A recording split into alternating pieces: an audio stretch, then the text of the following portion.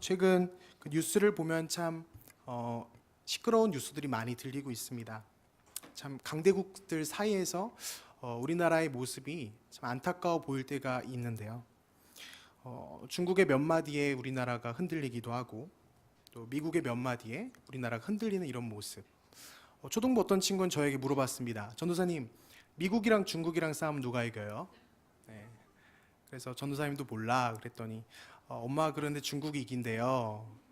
그래서 우리나라는 중국말 들어야 돼요. 그런 얘기를 하는 친구도 있었습니다. 중국이 국제사회에서 입김이 강해지면서 누군가는 친중을 해야 된다. 누구는 아니다. 그래도 의리를 지켜서 우리가 미국과 친하게 지내야 된다. 이런 그 가불론박을 하는 모습을 종종 우리가 보게 되는데요. 오늘 본문이 등장하는 북이스라엘의 상황, 그때 당시의 모습도 사실 오늘 우리가 살아가는 이 모습과 이 시대의 모습과 크게 다르지가 않습니다. 북이스라엘 주변도 북쪽에는 그 강한 나라, 강대국의 어떤 아수르가 존재하였고요. 남쪽에는 또 서서히 신흥 강대국으로 떠오르는 애굽이 있었습니다. 그 사이에 끼어 있는 그 북이스라엘의 모습, 과연 어느 쪽에 줄을 서야지 과연 우리나라가 행복할 수 있을까, 평안할 수 있을까? 군대에서 그런 얘기를 자주 하죠. 줄을 잘 서야 된다고. 북이스라엘의 입장에서도 아수르 쪽에 서는 것이 좋을 것인가? 애굽 쪽에 서는 것이 좋을 것인가? 어느 쪽을 더 의지해야 우리가 잘 살 수 있을까? 우리가 행복할 수 있을까? 이런 고민을 하고 있었다라는 것입니다. 호세아가 왕이 된 그 시대 이전까지는 북이스라엘은 원래 아수르와 동맹을 맺고 아수르를 의지하고 아수르의 힘을 공급받았습니다.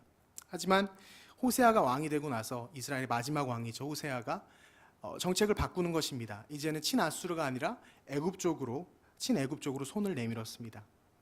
아마도 그 결정이 북이스라엘을 더 강대국으로 만들 수 있을 것이라는 기대를 가지고 그런 외교적인 선택을 하였겠지만 실상은 그 선택의 결과가 바로 오늘 본문에서 읽었던 것처럼 아수르가 바로 애굽을 치러 내려왔다라는, 아수르가 바로 이스라엘을 치러 내려왔다라는 것입니다. 이스라엘을 향한 아수르의 그 보복, 본문에서는 아수르가 올라와서라는 이런 완곡한 표현으로 기록하고 있지만 사실 아수르는 이스라엘에 올라와 그저 왔다가 그냥 스쳐 지나가는 것이 아니라 북이스라엘을 산산조각 내고 불태우고 백성들을 유린하고 힘들게 만드는 모습들이 있었습니다. 또 말씀에 등장하듯이 강제로 백성들을 이주했다라는 그 말씀이 있는데요. 이스라엘에서 수백 킬로미터 떨어진 다른 나라의 여러 구석구석으로 그 나라의 이스라엘 백성들을 흩어버린 것입니다. 더 이상 이스라엘이 민족으로도 나라로도 어떤 역할을 할 수 없도록 만들어버린 것이죠. 다른 나라로 이렇게 강제 이주를 당하면서 북이스라엘 백성들은 아마 그런 생각을 했을 것입니다. 우리가 왜 애굽에 손을 내밀어서, 왜 우리가 그냥 아수르와 계속 잘 지냈으면 됐지, 왜 굳이 애굽에게 손을 내밀어서 이렇게 우리가 환난을 당하는가?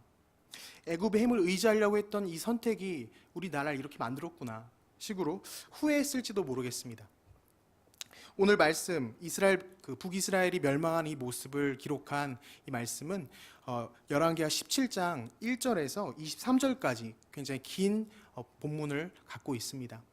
그런데 우리가 읽은 1절에서 6절까지 말씀은 방금 제가 설명드렸다시피 그저 정치적이고 외교적인 모습이 등장하고 있고 나머지 7절부터 23절까지는 또 다른 이야기가 등장합니다.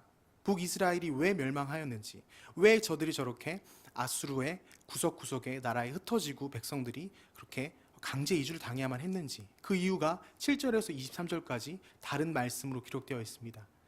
그 내용은 바로 이것입니다.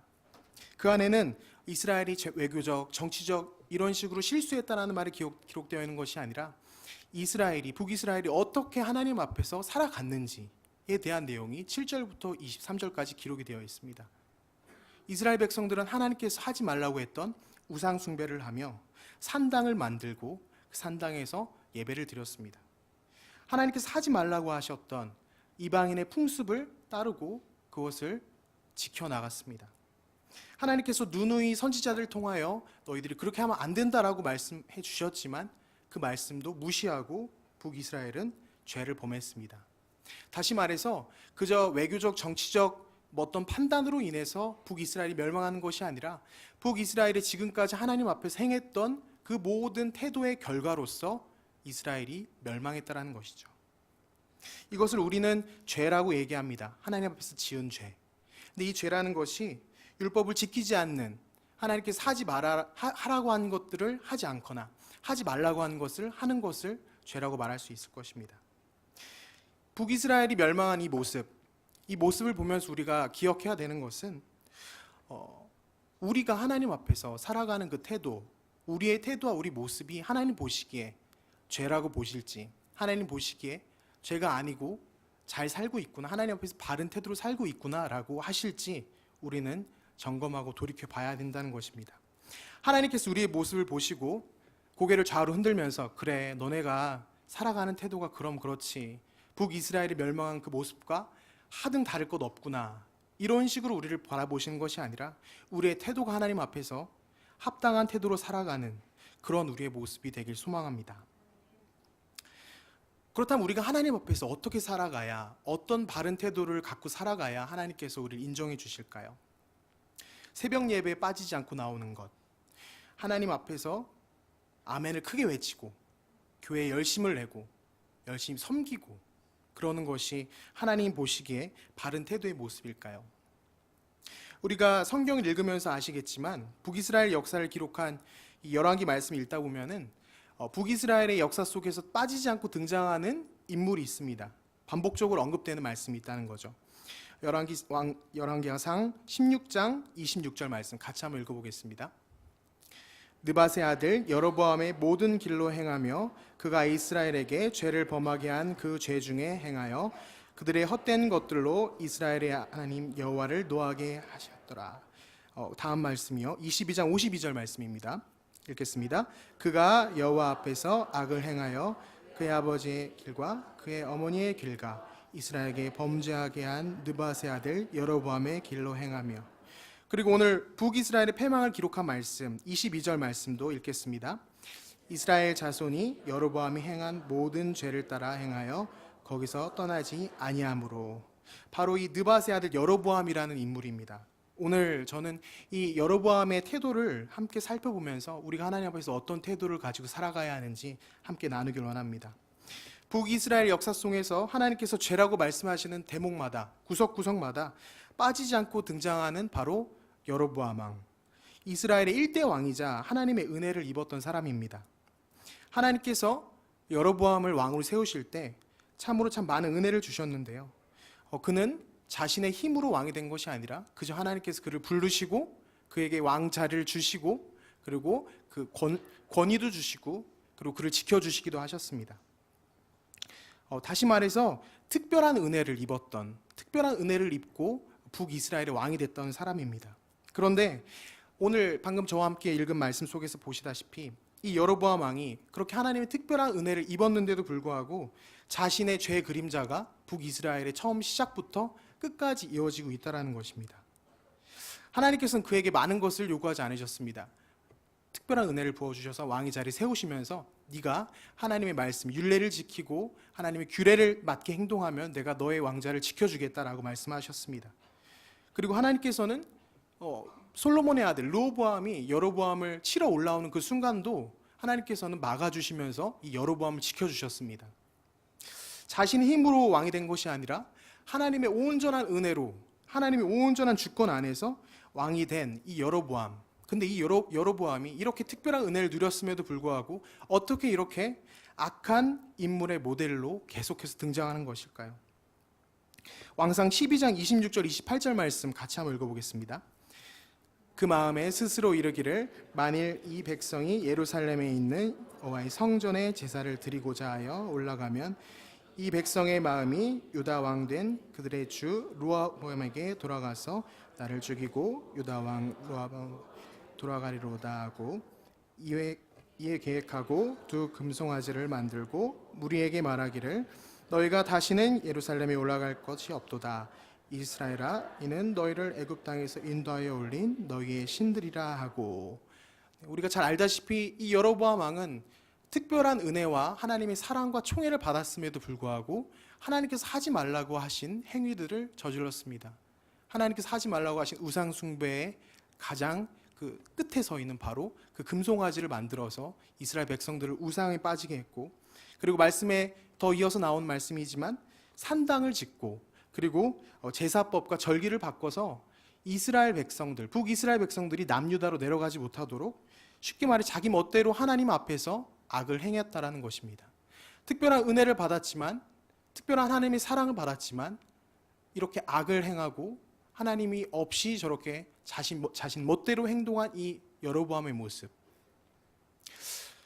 시간이 좀 지났지만 저는 그 청년 시절 때 그 교사로 섬겼던 중등부 그 시간, 중등부가 잊혀지지가 않습니다.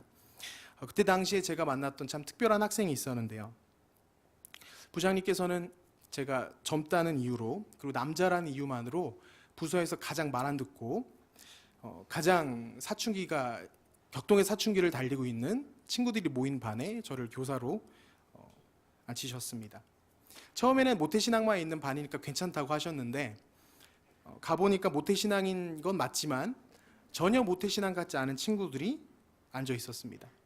그들이 교회에 나온 이유는 딱 두 가지더라고요. 첫 번째는 용돈이 끊기는 것을 막기 위해서와 두 번째는 가정의 평화를 지키기 위해서였습니다.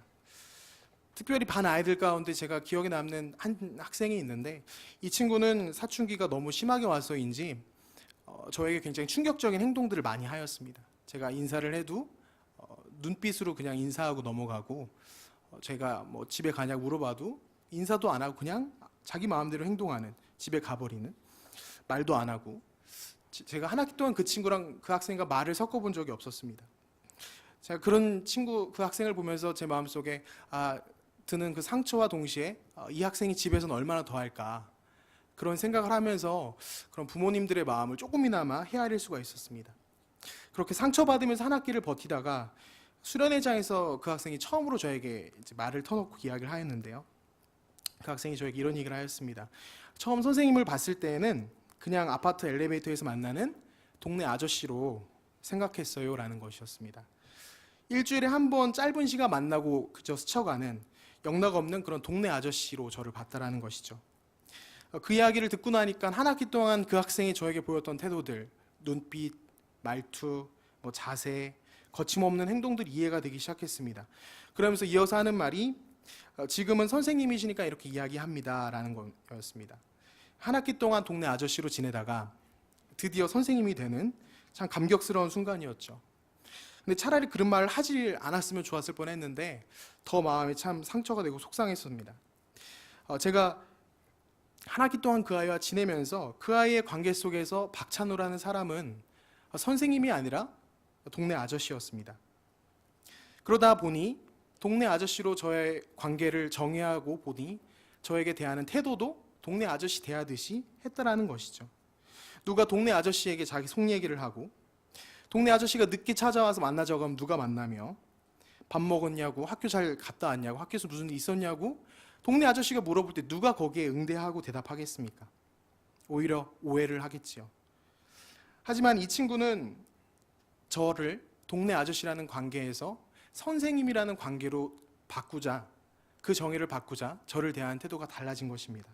이전까지 하지 않았던 속 얘기를 하고 마음을 나누는 그런 모습, 그런 태도를 보여준 것이죠.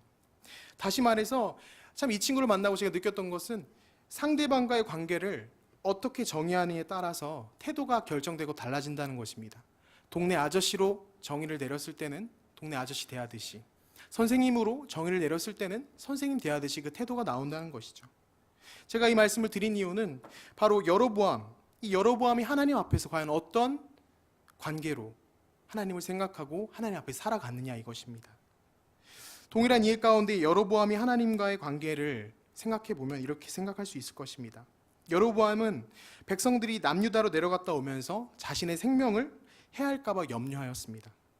그래서 하나님 앞에서 금송아지를 만들었고 제사법을 바꾸는 일을 저지른 것입니다. 여로보암은 자기 스스로 생각할 때 이 위협 앞에서 하나님께 도움을 구해봤자 소용없을 것이다. 지혜를 구해봤자 소용없을 것이다. 하나님은 나를 구하지도 않을 것이다. 이렇게 생각하는 것입니다. 하나님과는 아무런 상관없이 자신의 방법으로 행동한 이 여로보암의 태도. 분명히 하나님께서 여로보암을 불렀고 왕으로 세웠고 은혜를 주셨지만 과거에는 하나님은 그런 분이셨지만 지금 이 위협과 이 문제 앞에서 나를 이렇게 왕으로 만든 하나님은 나를 도울 수 없는 분이라고 여로보암은 여겼다라는 것이죠. 나를 도와줄 수 없는 하나님으로 정의한 것입니다.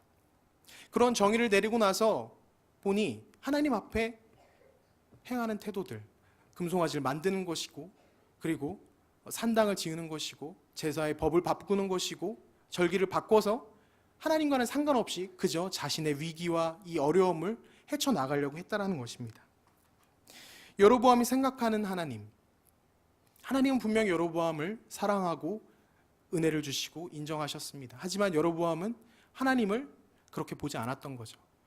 분명 하나님은 나를 여기까지 올려놓으셨지만 나를 도와줄 수 있는 하나님은 아니라는 것입니다.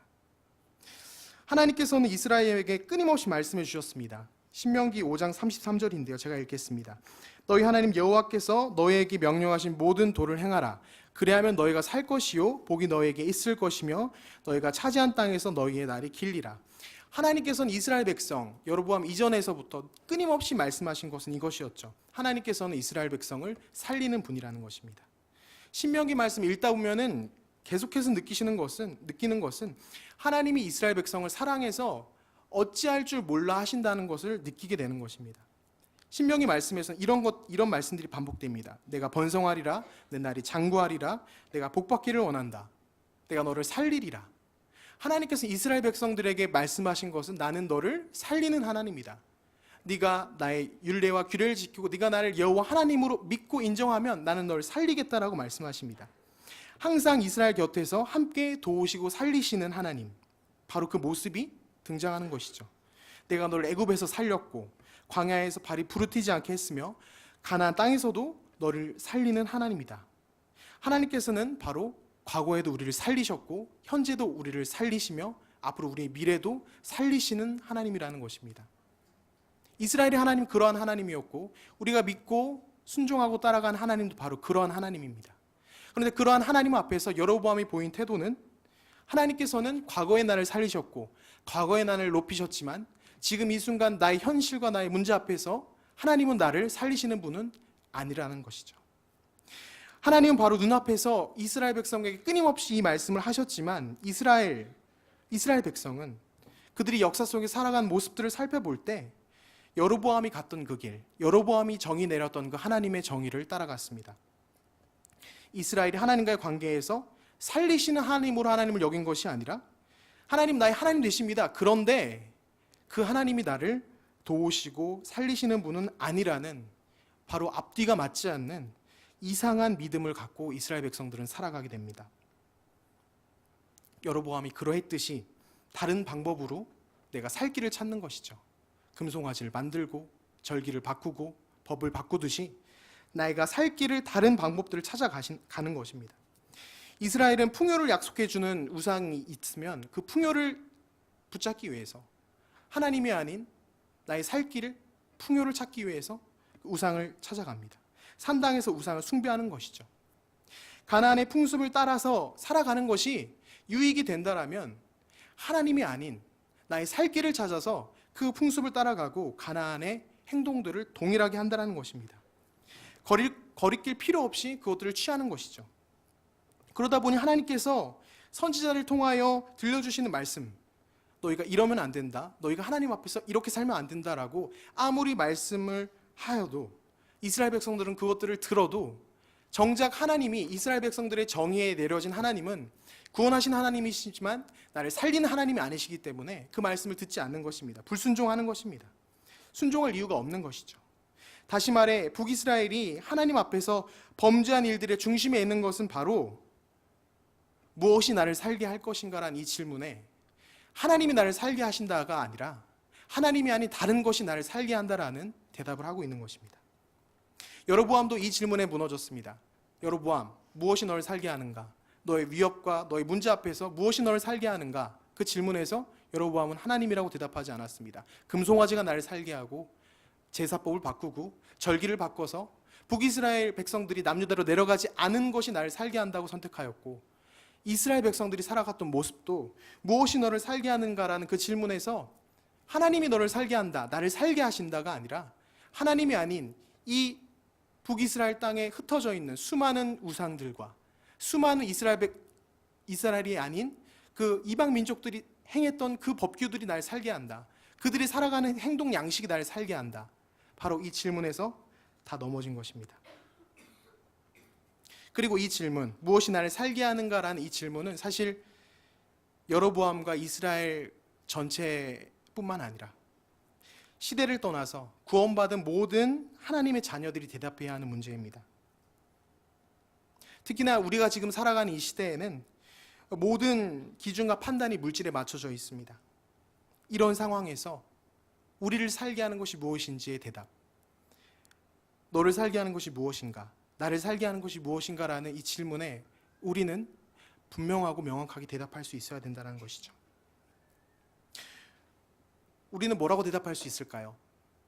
이스라엘의 고백이었죠. 하나님 나의 구원자 되십니다. 그런데 하나님 나를 살게 하는 것은 하나님은 아닌 것 같습니다. 이런 대답을 우리도 하는 것일까요? 몇 주 전 기독교 서점에 방문을 했었는데요. 서점에 계신 분이 참 씁쓸한 이야기를 저에게 들려주셨습니다. 기독교 서점에서 가장 팔리지 않는 책이 무엇인지 아십니까? 성경책이요? 기독교 서점인데 가장 팔리지 않는 책은 고3 공과책입니다. 빨리 이해를 하셔야 되는데 네. 고2 공과책까지는 그래도 팔린답니다. 근데 고3 공과책은 안 팔려서 3분의 1만 주문하신답니다. 왜 이런 말씀을 제가 드릴까요? 고3이 되면 교회에 나오는 아이들이 사라집니다. 고2까지 잘 나오던 아이들이 고3만 되면 교회에서 사라집니다. 취업을 준비한다. 공무원이 돼야 된다. 노량진에 가서 성공해야 된다. 이런 이유로 교회의 발걸음을 끊는 청년들이 늘어나고 있습니다. 우리 주변에 그런 청년들이 혹시 있진 않은지 우린 생각해 봐야 됩니다. 직장 생활이 어려워서 주일만큼은 좀 쉬어야 됩니다. 주일만큼까지도 저에게 강요하지 마세요라고 얘기하면서 교회의 발걸음을 멀리하는 청년들도 많이 있다는 사실을 우리는 알아야만 합니다. 구원을 받지 않은 이들의 이야기를 하는 것이 아니라 하나님께서 하나님의 사랑으로 구원해 주신 구원받은 하나님의 자녀들의 삶을 이야기하는 것입니다. 수험생과 청년들에게만 해당이 되겠습니까? 구원받은 우리가 하나님 앞에서 살아가는 그 태도의 중심에 뭐가 있을까요? 내 마음의 중심, 내 마음의 깊은 그 중심에 하나님을 우리가 무엇이라 정의하고 있는지 생각해 봐야 됩니다. 우리의 중심에 교묘하게 자리하고 있는 하나님보다 세상을 더 의지하는 그 교묘한 생각들, 저는 좋은 대학이 필요 없다는 말을 하는 것이 아닙니다. 좋은 직장을 들어갈 필요가 없다는 말을 하는 것이 아닙니다. 나를 구원하신 하나님을 향하여 하나님은 나를 구원하신 분이십니다. 그렇습니다. 하나님은 나의 메시아 구원자 되시고 나의 메시아가 되십니다. 이렇게 우리가 말을 하면서 돌아서서는 그런데 하나님께서 나의 현실에서 도와주실 일은 별로 없는 것 같습니다. 하나님 나의 구원자 되시지만 지금 내 문제, 지금 내 현실의 이 문제들을 해결하시는 그 역할은 하나님이 하시지 못할 것 같습니다. 이스라엘이 그렇게 살아갔고 여로보암이 그렇게 하나님을 생각하고 죄를 저질렀던 것처럼 그렇게 하나님 앞에서 그런 태도로 살아갔던 것처럼 참 앞뒤가 맞지 않는 그 모습, 이스라엘의 그 부끄러운 믿음의 모습이 이 시대 이 물질주의를 살아가는 이 상황 속에서 우리 안에도 있다라는 것이죠. 고3 아이들이 교회에 안 나오는 것이, 청년들이 취업 때문에 교회에 안 나오는 것이 이젠 우리 너무 익숙하게 받아들여지지 않습니까? 왜 그 아이들이 교회에 안 나오나?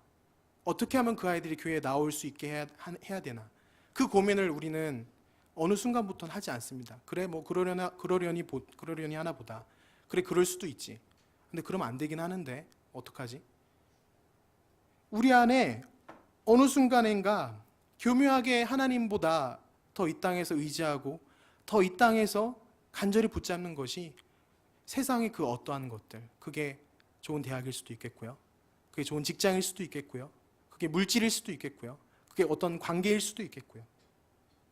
그런 모습을 우리가 살아가고 있다는 것입니다.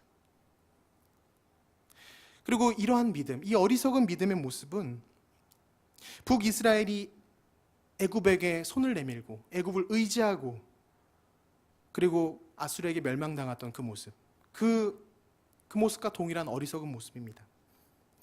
만약 북이스라엘이 애굽으로 사신을 보내지 않고 아수르와 지금까지 했던 것처럼 좋은 관계를 유지했다면 하나님의 진노가 이스라엘 땅에 임하지 않았을까요? 북이스라엘이 망하게 된 것은 아수르 때문도 아니고 애굽 때문도 아닙니다. 북이스라엘이 망한 이유는 세상의 그 어떠한 것을 의지하다가 망한 것입니다.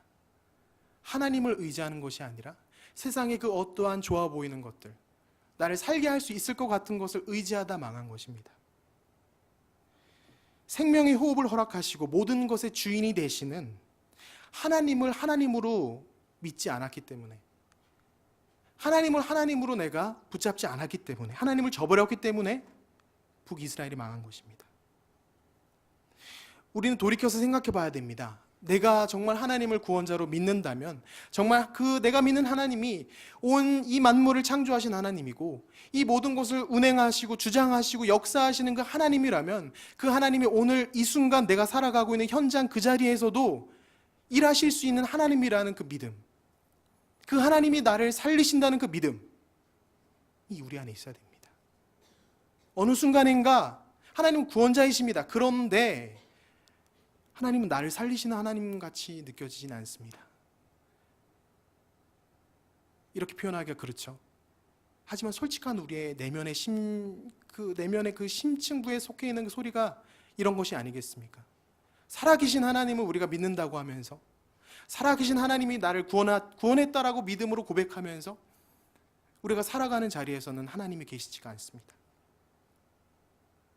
북이스라엘이 하나님이 아닌 세상의 방식들을 의지하고 선택한 결과는 단순히 북이스라엘의 멸망으로 끝나지 않았습니다. 아수르가 이스라엘 지역으로 이주해온 여러 민족들이 이스라엘 땅에 와서 살면서 그냥 이주해 와서 사는 것이 아니라 그곳에서 바로 자신들이 우상으로 섬겼던 것들을 우상으로 섬기면서 살았습니다. 이해할 수 있습니다.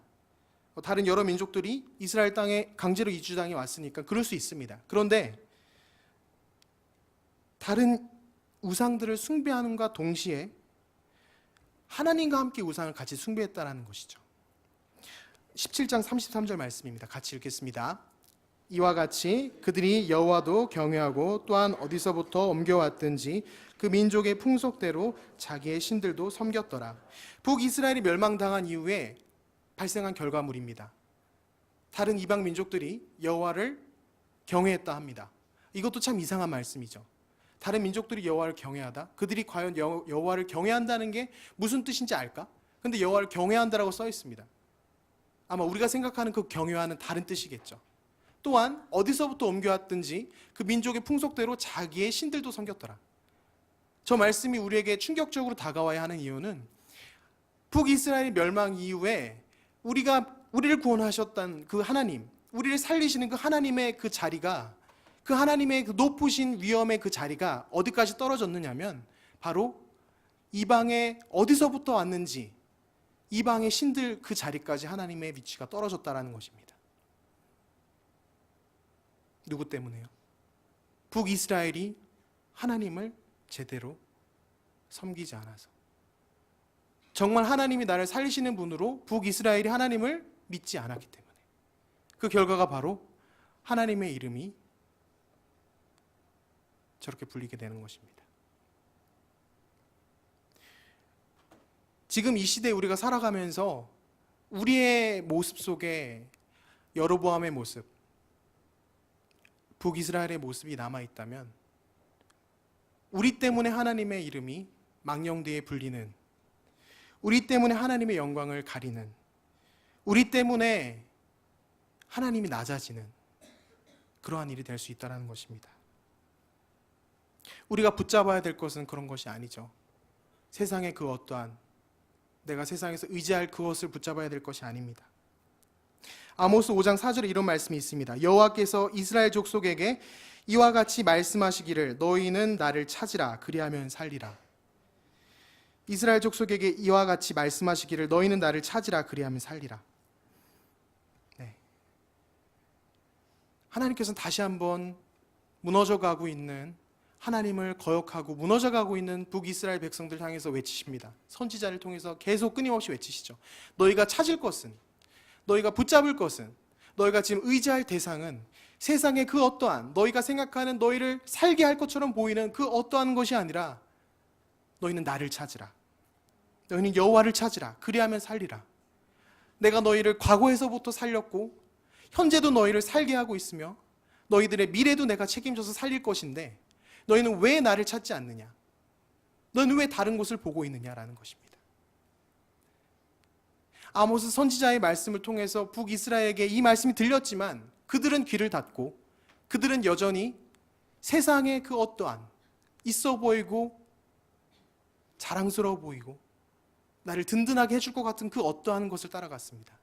지금 우리에게도 동일한 것입니다. 너희는 여호와를 찾으라. 그리하면 살리라. 하나님 우리에게 말씀하시는 겁니다. 근데 우리가 자꾸 찾는 게 무엇인가요? 하나님 알겠습니다. 여호와를 찾으라고 알겠습니다. 저 매주 주일 예배 드리고요. 저 특별히 금요 철야 기도회 때 나와서 기도도 합니다. 저 하나님 찾고 있습니다. 하나님 근데 뭘 더 찾으라는 거죠? 하나님께서 찾으라고 하시는 말씀은 너희들의 현장 속에서 우리들의 삶의 자리 속에서 정말 그 하나님이 나를 살리는 하나님으로 붙잡고 찾는 것입니다.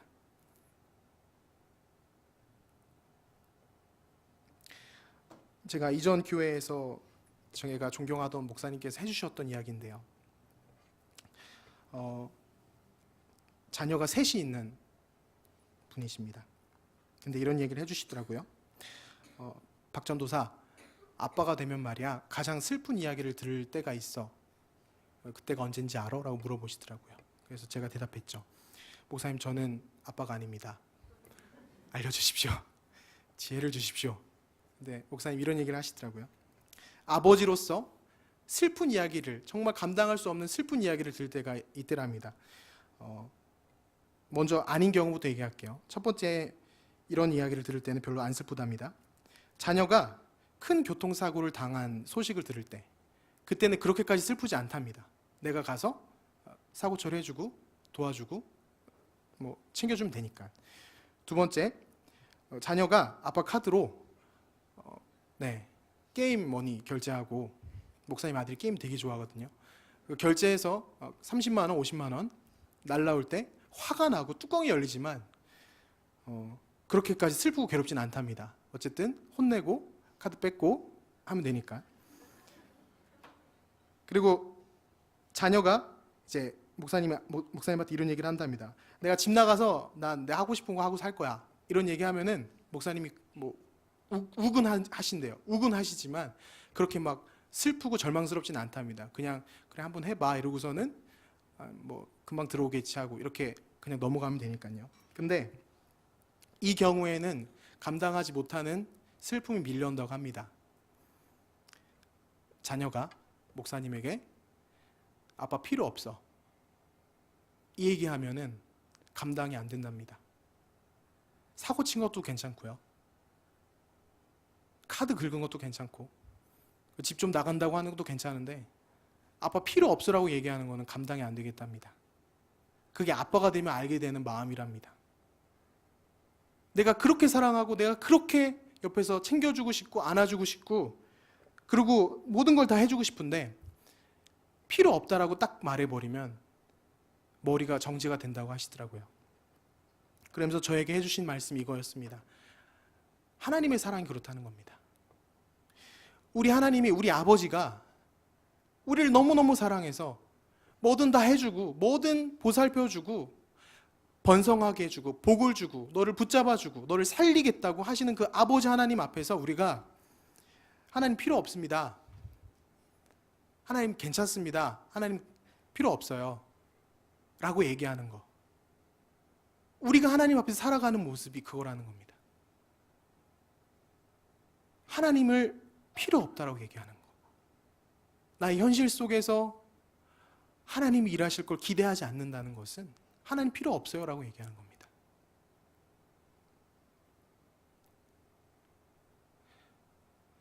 오늘 말씀의 제목이 무엇을 위하여 라는 말씀의 제목이었습니다. 우리가 무엇을 위하여 살아갈까요? 나를 살리는 것, 세상에서 나를 살리는 것을 찾아가면서 무엇이 나를 살릴까? 그것을 고민하면서 그렇게 바쁘고 치열하게 우리가 살아가고 있지 않습니까? 근데 하나님께서 말씀하십니다. 내가 너희를 살리겠다. 우리가 살아가야 될 것, 우리가 무엇을 위해 살아가겠습니까? 하나님의 영광을 위해서. 하나님의 구원받은 자녀로서 우리가 어떻게 하면 하나님의 영광을 올려드리기 위해서 우리가 무엇을 할 수 있을까? 그저 내가 어떻게 살아갈까? 무엇이 나를 살릴까 고민하는 것 말고 내가 하나님 무엇을 하면 될까요? 하나님 영광을 위해서, 하나님을 위하여 내가 어떠한 삶을 살면 될까요? 그것을 위해서 우리가 살아가야 되지 않겠습니까? 지금 말씀 생각하면서 같이 찬양 드렸으면 좋겠습니다.